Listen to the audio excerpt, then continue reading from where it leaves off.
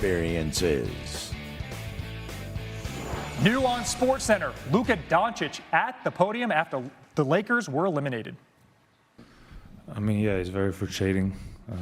I know some people wanted me back, but obviously I wasn't close to clearing. You know, there was some stuff in the media that went out that wasn't true. Nobody of those people, you know, saw me. You know, obviously I'm still doing recovery, so that's the first thing. Luke, I think we're at about 5.5 weeks since the injury, and you told us the other day it was 8 weeks that the doctors told you. Did you even get to a point where you were able to try to ramp up, or like that was still a stage that you weren't kind of able to progress to? Still not. You know, I'm doing the lifting, I'm doing running and shooting, but I haven't done contact and those stuff. You know, I wasn't clear yet, so those stuff will come in the next week or two probably. Luka, I'm sure you didn't want to be thinking about some of this stuff now, but there are a lot of free agents on this team. The team has cap space. There are trades potentially that can be made. I'm just kind of curious, like, what's your vision for the future of this organization in terms of players, and what was it like to play with Austin and LeBron this season? Honestly, I think this season, you know, obviously didn't end how we wanted. But I feel like the last push we made, you know, in the end of the regular season, we thought that we can compete for championship. I think we had a great team. We had great chemistry, and obviously playing with AR and Bron was an unbelievable experience. They're two great players, and it was really fun to share a court with them. Luka, when you signed your extension last summer, you helped to recruit Marcus and DA. Will you be trying to make sure you recruit LeBron, Austin, DA, and Marcus again this summer? We'll see. Can't tell you nothing.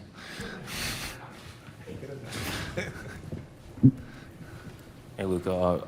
So we spent a lot of time last summer talking about your fitness journey to get ready for this season, and after being traded here, and obviously the year before you were coming off the finals. Like, what is an ideal summer for just you personally, as far as how you want to come into next season and spend this off season? I mean, first of all, I want to spend time with my daughters, and that's probably the only thing that is on my mind right now. And second of all, obviously, you know, get the work in and come back ready for the season. Luka, looking back at that March, how important was that run?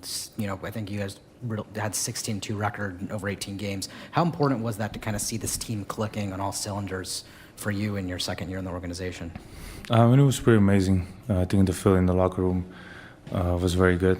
I think every time we stepped on the court, you know, everybody was fighting, and most importantly, everybody was having fun. So I think that run we made was pretty special. You know, obviously, I think me and AR got injured in the worst moments, so, you know, that's a little bit. You can see their worst win-losses against a single opponent in a single season, including playoffs. Back in the day, they played a lot more often. 0-13 against the Celtics in the late 50s. These Thunder, Lakers played them 4 times, lost 8. Or excuse me, played them 8 times, lost all 8. 5 points. The game we just saw was the closest of them. Let's welcome in Danny Green, who has 3 rings, one of them with the Lakers. Danny, this was as close as it was in this series. You played in this league a long time. What did you see down the stretch? I saw a lot of fight, man. I saw a lot of fight and pride in the Lakers, so hats off to them. Jackson Hayes was, you know, exceptional tonight. He was tremendous, amazing, incredible, his approach coming off the bench. You know, Rui made big plays. He knocked down shots. Just the team that is used to executing better in the clutch did. You know, SGA has missed the clutch of the year, and that's why he did that. He made the right play. His teammates followed his lead, and they made, you know, they executed when it mattered. Lakers did too. They got some good looks. Austin Reeves got a great look.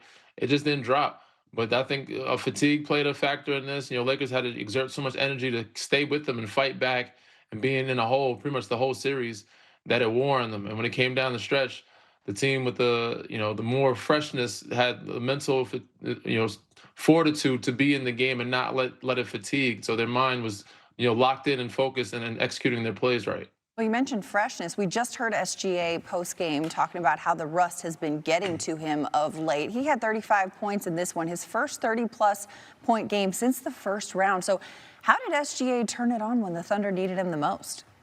I mean, you got to give a lot of credit to the Lakers defense. You know, they kept getting the ball out of his hands, forcing other guys to beat them.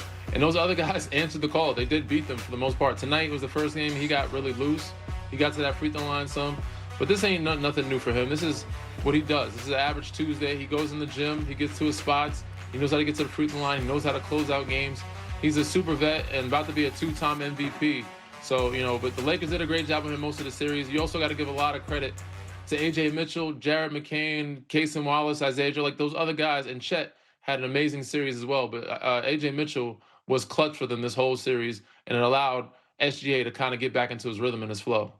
And Danny, for so much of this season and postseason, we've assumed that the Thunder would be here, but it's the NBA. Anything can happen.